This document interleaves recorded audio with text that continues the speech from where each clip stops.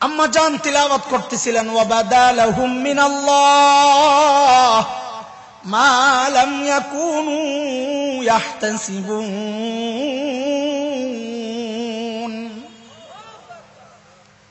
আম্মা জান তিলাওয়াত করতেছেন এই আয়াত, কাঁদতেছেন। অর্থ কি? অর্থ হচ্ছে ওয়াবাদালাহুম মিনাল্লাহি মা লাম ইয়াকুনু ইয়াহতাসিবুন। এরে মানুষ, হাসরের মাঠে তোমার জন্য এমন কিছু প্রকাশ পাওয়া যাবে যা তোমার প্রত্যাশা ছিল না।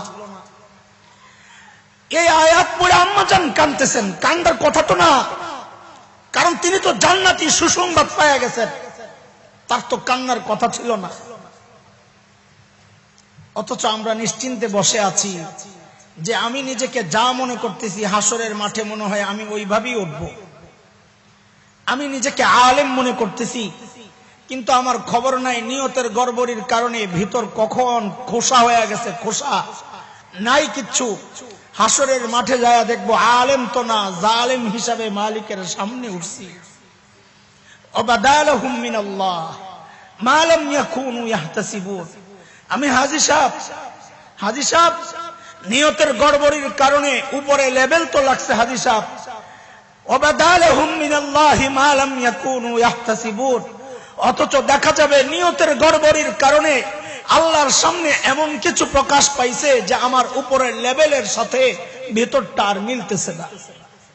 হাদিসের কথাগুলো আলেমকে জিজ্ঞেস করা হবে, কারিকে জিজ্ঞেস করা হবে, দানবীরকে জিজ্ঞেস করা হবে, শহীদকে জিজ্ঞেস করা হবে, কেন হয়েছে এগুলা, কেন করছো? বলে আপনাকে খুশি করার জন্য। বলে না, আমাকে খুশি করার জন্য করো নাই, মানুষ তোমাকে আলেম বলবে ওই জন্য করছো।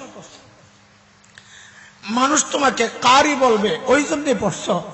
মানুষ তোমাকে শহীদ বলবে এই জন্য করছো। মানুষ তোমাকে দানবীর বলবে ওই জন্য দান করছো। দুনিয়ায় প্রতিদান পায়া গেছো, এখন আর কিচ্ছু নাই। হযরতে ওমর ফারুক রাদিয়াল্লাহু তাআলা আনহুর সামনে এই আয়াত একজনে তিলাওয়াত করতেছিল, সূরা আহকাফের।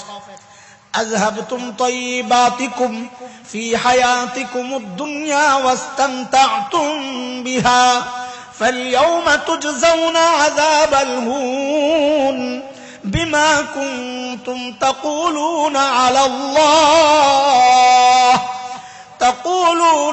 الله غير الحق وبما كنتم تستكبرون।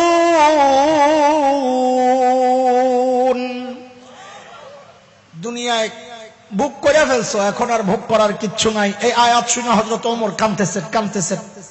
তো একজন বলে এই আয়াত তো আপনাদের জন্য না, আমাদের জন্য না, আমিরুল মুমিনিন এই আয়াত তো কাফেরদের ব্যাপারে। হযরত ওমর বলতেছেন, আহারে কি বিশ্বাস, যদি আমাকেই বলে দেওয়া হইল। চিন্তা করা। হযরত ওমরকে নবী বলছেন ওমরু ফিল জান্নাহ, ওমর জান্নাতি। ওমরের বাড়িটাও নবী জান্নাতে দেখে আসছেন, আয়েশা বলছে। সেই ওমর বলতেছেন যদি আমাকে বইলা দেওয়া হইলো আমল যা করছো, যা দুনিয়ায় পায়া গেছো, না জানি আমার কোন নিয়তের গড়বড়ির কারণে আমার আমল বরবাদ হয়ে গেছে। হ্যাঁ, এই আয়াতটা যখনই পড়ি কলিজাটা মোচড় দিয়া ওঠে। হায় মালিক, না জানি কি প্রকাশ পায়। মালাম ইয়াকুনু ইয়াহতাসিবুন, না জানি ওই কথা আমার উপর দিয়াও আসে। আল্লাহর স্ক্যানিং মেশিনের সামনে দিয়া যখন আমি অতিক্রম করব, না জানি ডাক দেওয়া হয় ওয়াকিফুহুম ইন্নাহুম মাসউলুন। এটার আক্কা, এটার ধর, এটার উপর দিয়া তো আলেমের লেবাস, ভিতরে তো মুনাফিকি।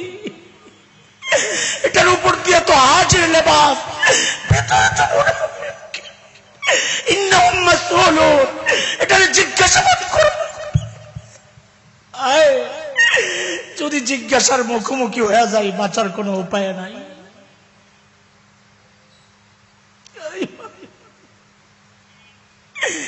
যখনই পড়িয়ে আয়াত ওয়াকিফুহুম ইন্নাহুম মাসউলুন, এটা ধরাক্কা।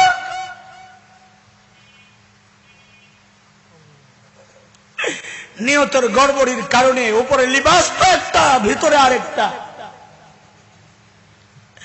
এই জন্য ইমাম বুখারী রাহমাতুল্লাহি আলাইহি হাদিস আনছেন, তো শুরুতে নিয়ত পাক্কা করার হাদিস আনছেন যে বুখারী তো পড়বা, বুখারী তো শুনবা, বুখারী তো পড়বা, কিন্তু নিয়ত পাক্কা করো না, এটা সব বেকার।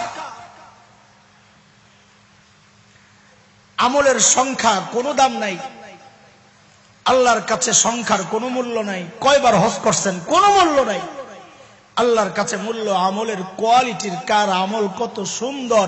আইয়ুকুম আহসানু আমালা। এই জন্য ভাই সমস্ত আমল করব কাকে খুশি করার জন্য? বলেন কাকে খুশি করার জন্য? মালিককে খুশি করার জন্য। কুল ইন্না সলাতি ওয়া নুসুকি ওয়া মাহইয়ায়া ওয়া মামাতি লিল্লাহি রাব্বিল আলামিন। আমার সব কিছু কার জন্য? নামাজ পড়ব তো কার জন্য? আরে দান করব তো কার জন্য? এই জন্য আমাদের বড়রা বলেন অনেক ছোট ছোট আমল নাজাতের কারণ হয়ে যাবে, দেখা যাবে বড় আমলগুলো ধরা খেয়ে গেছে। কেন? 1 টাকা দেওয়ার সময় কেউ প্রকাশ্যে ঘোষণা দিয়া দেয় না, মানিজ্যতের ব্যাপার না, প্রেস্টিজ। মানুষ বলবে কিপটা 1 টাকা দিচ্ছে। 1000 টাকা দিলে অনেক সময় দেখে আয়েশা বলে হুজুর একটু বইলা দেন, অমুকে 1000 টাকা দিছে, নারে তাকবীর। আর 2 টাকা দিলে আস্তে করে ওই যে রুমাল পাঠায়, ওই রুমালের মধ্যে দিয়া দেয়, কেউ যেন না দেখে।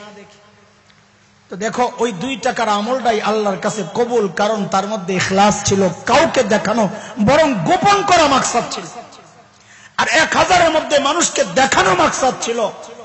তো মানুষকে দেখানোর মাকসাদ হইলে ওই আমল যত বড় হোক আল্লাহর কাছে আর কোনো দাম নাই, কোনো দাম নাই। মুহতারাম হাজরিন, নিয়তকে পাক্কা করব, আমল যাই করি। নবী বলেন আখলিস দীনাক ইয়াকফিকাল আমালুল কলিল। দিনকে খাঁটি করো, খালেস করো, নিয়ত পাক্কা করো, অল্প আমল তোমার জন্য যথেষ্ট হয়ে যাবে। বেশি আমল নিয়তে গড়বড়, ওই আমলের কোনো দাম নাই আল্লাহর কাছে। মুনাফিকরা আমাদের চেয়ে দামি আমল কম করে নাই, নবীর সাথে মসজিদে নববীতে নামাজ পড়ছে, কিন্তু নিয়তের গড়বড়ির কারণে আমল বরবাদ, ওই আমলের কোনো দাম নাই। কয়টা গুণ লাগে আমলকে দামি বানাইতে বলেন না? মনে থাকবে ইনশাআল্লাহ। অল্প কথা, ছোট্ট সময়, একেবারেই কম সময়। 1 নম্বর, আমলের মধ্যে নিয়ত পাক্কা করা লাগবে ইনশাআল্লাহ, ইনশাআল্লাহ।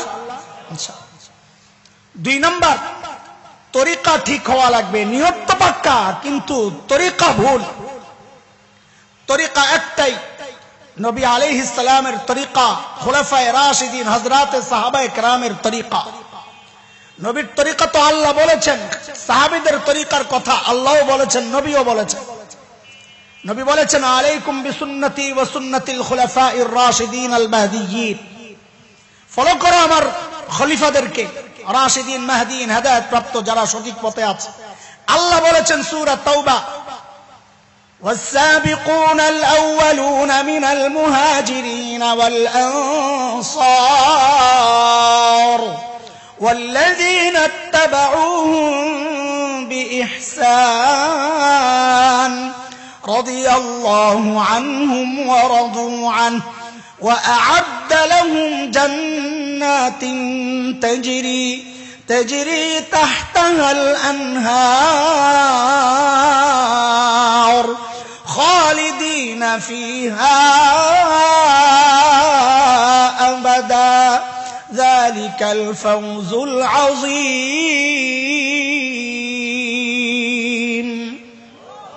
আল্লাহ বলেন সাহাবীরা আমার উপর রাজি ছিল, আমিও সাহাবীদের উপর রাজি, তাদের জন্য জান্নাত তৈরি করে রাখছি। তো আমাদের কি হবে? এই আয়াতের মধ্যে আল্লাহ ছোট্ট করে ঢুকায়া দিয়েছেন ওয়াল্লাযীনা তাবাউহুম বিইহসান, যার ঈমান সাহাবীদের ঈমানের সাথে মিলে যাবে, যার আমল সাহাবীদের আমলের সাথে মিলে যাবে, যার আকীদা সাহাবীদের আকীদার সাথে মিলে যাবে।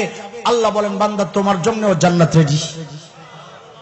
এই জন্য আমরা আমল করব সাহাবীদের তরিকায়। আমি বলি ভাই, আপনি আজানের আগে দুরূদ শরীফ পড়বেন কি পড়বেন না এটা আপনার ব্যাপার, তবে একজন আলেম হিসাবে পরামর্শ, আপনার এই আমলকে সাহাবীদের আমলের সাথে মিলায়া দেখেন। যদি মিলে করেন, না মিললে ছাড়েন। আপনি দুরূদ শরীফ বসে পড়বেন না দাঁড়ায়া পড়বেন, লাফায়া পড়বেন না শুয়ে শুয়ে পড়বেন, আপনার ব্যাপার।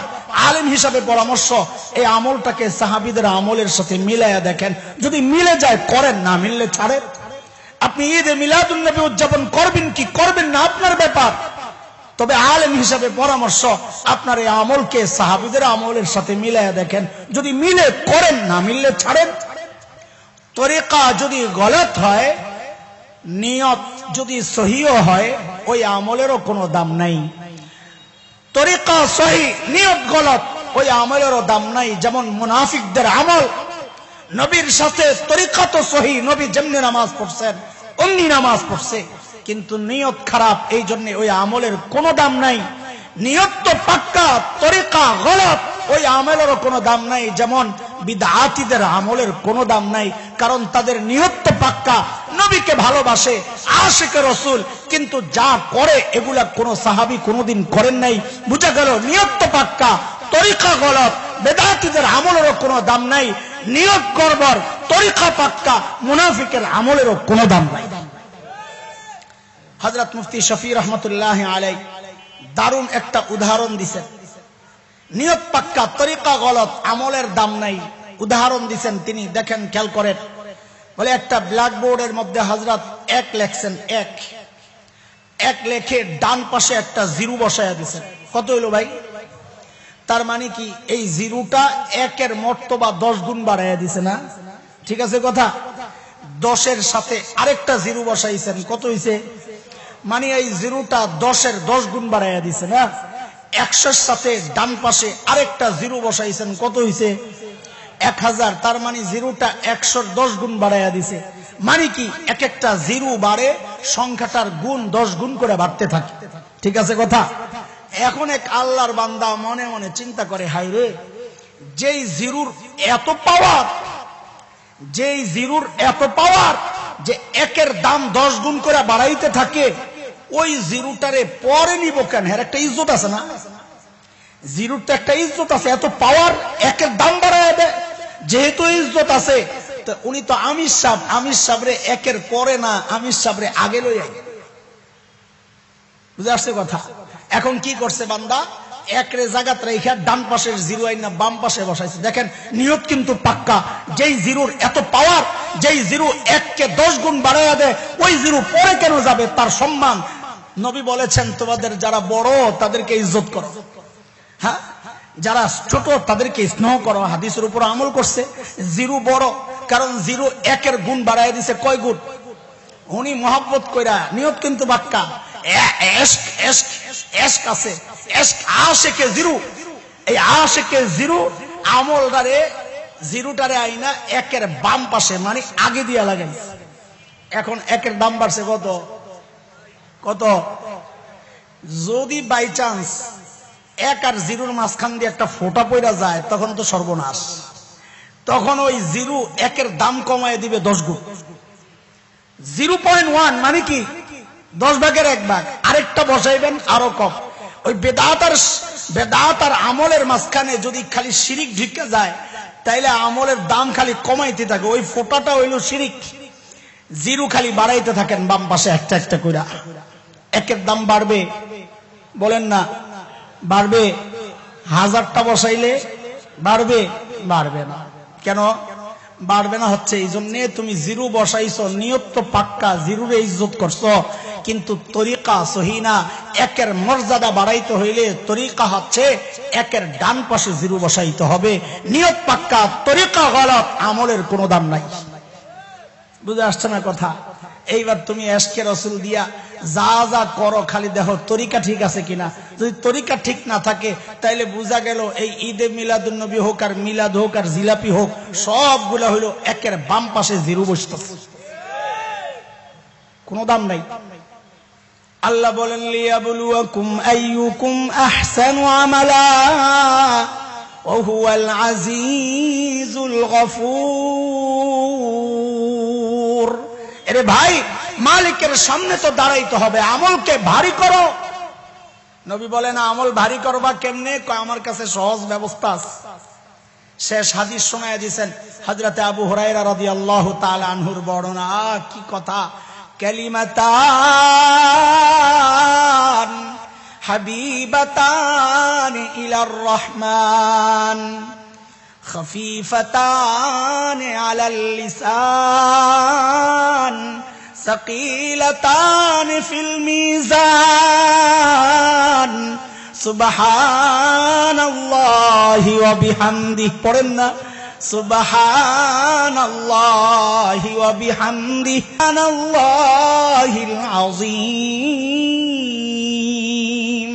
নবী বলেন, আমার উম্মত দাড়ি পাল্লা ভারী করতে চাও তো ছোট ছোট কিছু আমল শিখায়া দেই, দাড়ি পাল্লা ভারী করো, এই দুইটা কালিমা পড়ো, তোমার আমল নামা ভারী হয়ে যাবে।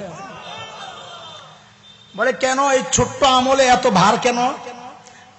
এই জন্যই আল্লাহর নবী বলেন, কালিমাতানি ইলার রহমান, দুইটা কালিমা রহমানের কাছে বড় প্রিয়।